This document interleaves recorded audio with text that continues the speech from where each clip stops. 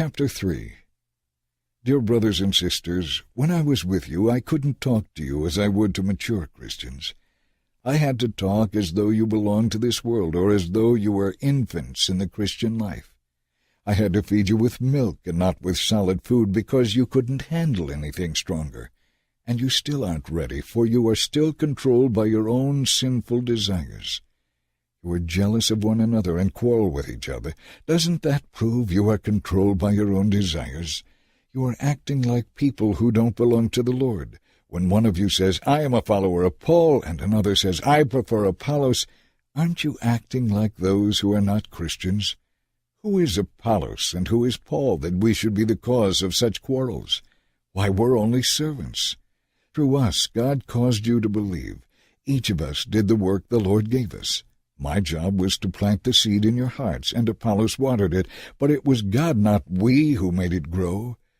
The ones who do the planting or watering aren't important, but God is important, because He is the one who makes the seed grow. The one who plants and the one who waters work as a team with the same purpose, yet they will be rewarded individually according to their own hard work.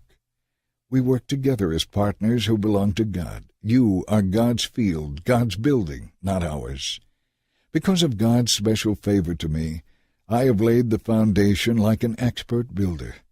Now others are building on it. But whoever is building on this foundation must be very careful, for no one can lay any other foundation than the one we already have, Jesus Christ.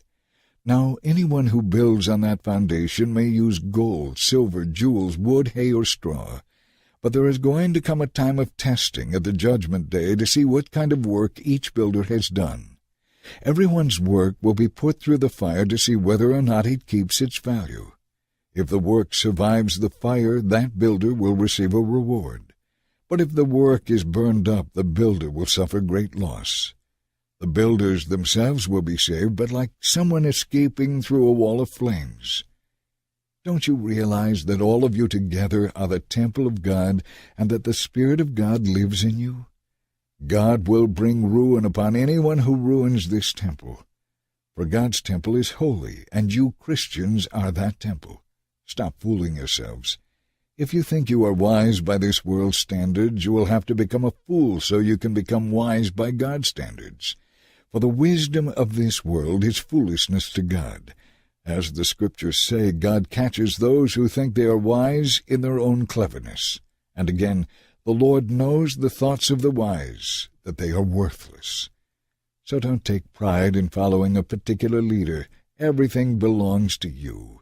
Paul and Apollos and Peter, the whole world, and life and death, the present and the future, everything belongs to you, and you belong to Christ, and Christ belongs to God.